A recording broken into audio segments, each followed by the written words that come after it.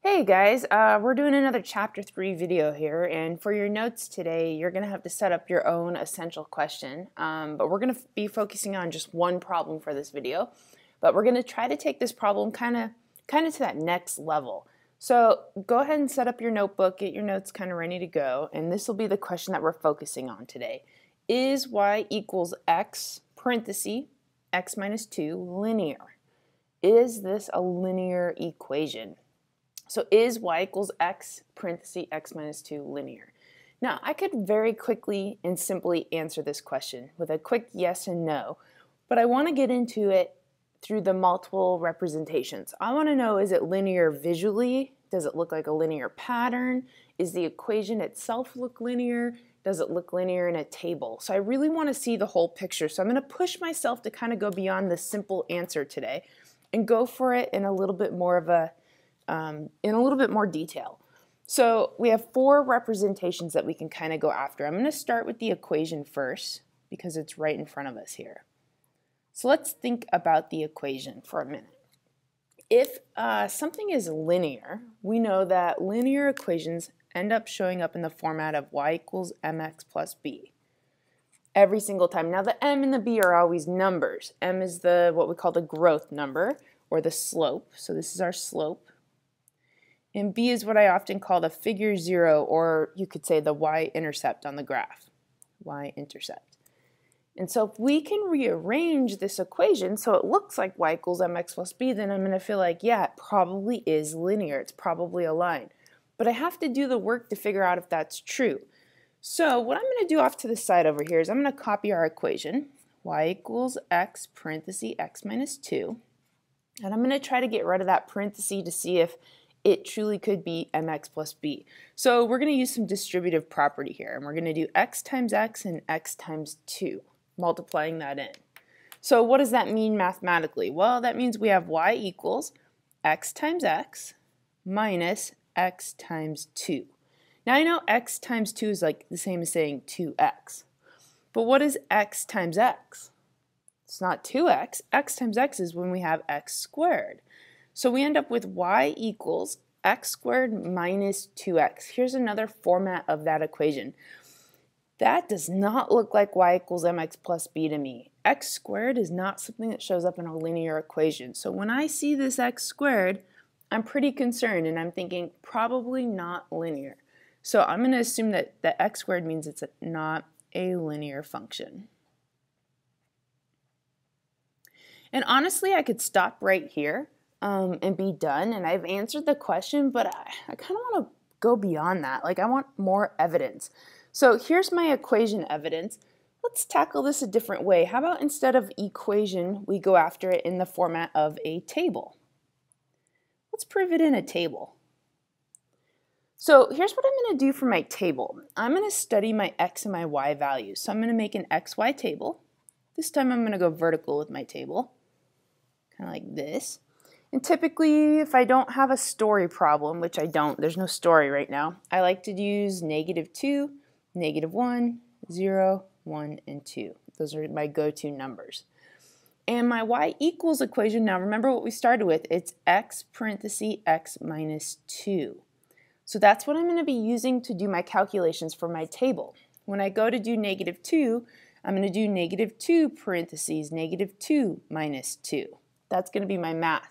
When I do -1, I'm going to do -1 parentheses -1 minus 2. When I do 0, I'm going to do 0 parentheses 0 minus 2. 1 will be 1 parentheses 1 minus 2, and 2 will be 2 parentheses 2 minus 2. So that's going to be my math to kind of calculate here.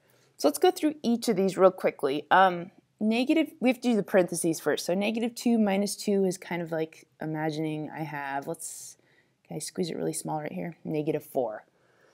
Hopefully you guys can see that in the video, okay. So if this is -4 and we're multiplying it by -2, I know 2 times 4 is 8, and I know a negative times a negative is a positive. Okay, next one. -1 minus 2, well that's -3. So a -1 times a -3 is a positive 3. All right, next one. 0 minus 2 is just -2, but when I times it by 0, I get 0. And then next one, 1 take away 2 would be a -1.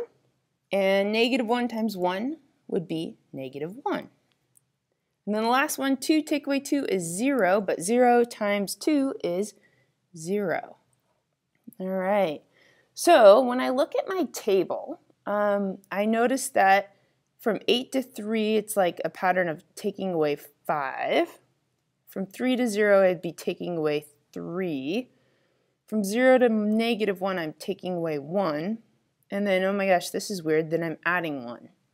So when you look at the growth in this pattern, would you say the growth is at a constant rate? No, not even close to a constant rate. Right now, it almost seems a little sporadic. It goes down 5, down 3, down 1, plus 1.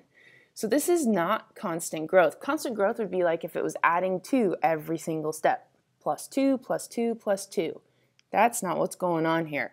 So this is a big, like what I would say, red flag that I do not see constant growth. So the table shows, we better be detailed here. Remember, I'm trying to go for like advanced work. So the table shows the growth rate is not constant. Is not constant. The table shows the growth rate is not constant. So I'm going to say, therefore, this is not a linear function. This is not a linear function. All right.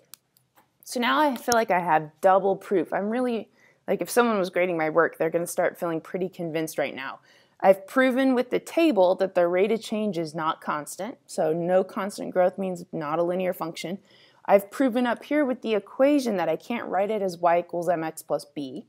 But I'm going to take it again one more step. And the next step is I'm going to show it graphically. We got the equation table, why not the graph? So let's see here. I'm going to write over here, graphically. And I'm kind of like happy I just made that table because to graph this function, I'm just going to use those table numbers. So I'm going to grab a ruler and set up an XY axis. Let's look at our numbers here in that table again. What have we got to do? So we did -2 to +2, and it went from 8 to basically 0. Well, -1. So I need to make sure my graph can get up to 8. I better make sure I have enough space on the y-axis to reach that. So let's see. I'm going to draw my y-axis right here. Making sure I reach 8, I'm going to put the x-axis a little bit on the lower side, right here. There we go. All good graphs have scale numbers, so I'm going to go in and do my scale here. 1, 2, 3, 4. Backwards, -1, -2, -3, -4. Okay, there's my x-axis scale. I'm going to do the y's too, so 1, 2, 3, 4, 5, 6. Oh, I'm just barely getting up here to 8. And then 9 and 10. And then here's -1, -2, -3, -4. That's good. Okay, so we've got our x and y axis set up. Pause the video if I went fast on that, and you can go in and add your own in there. We're going to plot the points from that table now. So I'm going to go back and look at that table one more time here, this thing. My first point is at -2 and 8. That's my first coordinate point. So I'm going to go to my graph, and I'm going to go to -2. I'm going to go way up to 8 and put a dot. The next point in my table, going back to my table again, is -1 and 3. So I'm going to put a point at -1 and 3, which is like right here. The next point is at 0 and 0, so at the origin, 0, 0, right here. Okay, it almost looks like a line, almost. The next point's at 1, -1. So here's 1, -1. Now if I stopped and didn't do the last table, even the table value, even though I haven't finished my table and plotted my points, just grabbing my ruler and lining it up, even though it almost looks linear, can you really connect these dots in a perfectly straight line? I don't think so. I don't think it's going to work. So it's not looking linear to me. Let's get that last point on the graph here. What was the last point? 2, 0. So we're going to plot 2, 0. So 2, 0 is like right here. You know, if I connect these points, they kind of look like this. Kind of like that. Definitely not linear. In fact, you know what I'm going to do? I think I'm seeing a pattern here, and I don't know if you're seeing it yet.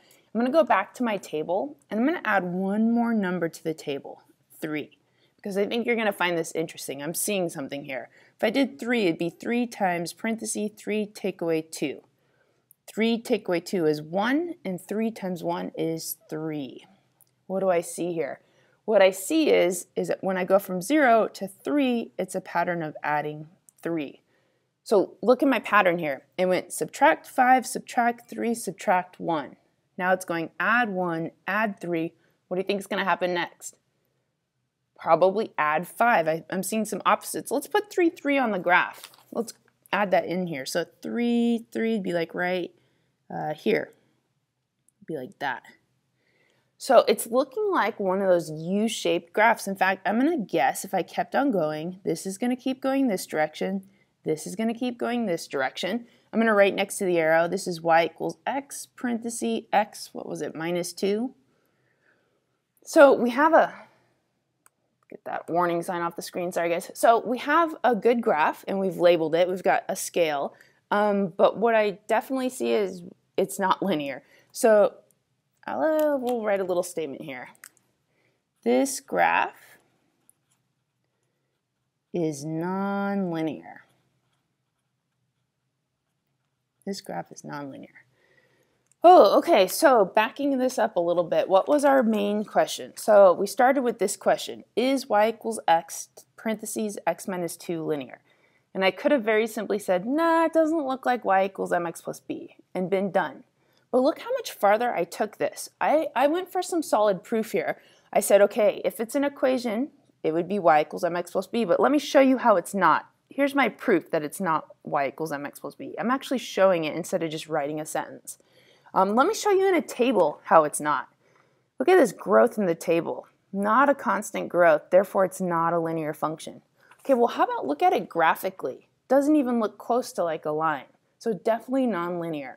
So I'm using all my different avenues, all my algebra strategies to really prove my answer. And I'm really trying to go just above and beyond with this question. This is how you go for that level 4 work. A simple sentence could have answered this question, but this is some proof. This is some evidence. Anybody who reads my paper, they don't have to know who I am. They could look at this and be like, wow, she really gets it. She understands what linear means. This is definitely not linear. So I'm just trying to go for like lots and lots of evidence to kind of back up that work. That's what we want to be able to do, is back everything up. So I'm going to have you do a U-try now, and let's see if you can do this on your own. And here is your U-try. Let's practice this. So for your U-try, here's your question. Is y equals 3 parentheses x minus 4 linear? Is y equals 3 parentheses x minus 4 linear? At this point, I'm going to ask you to pause the video, pause your device, and take some time to see how far you can go with this problem. And then when you're ready, we'll check some answers. All right.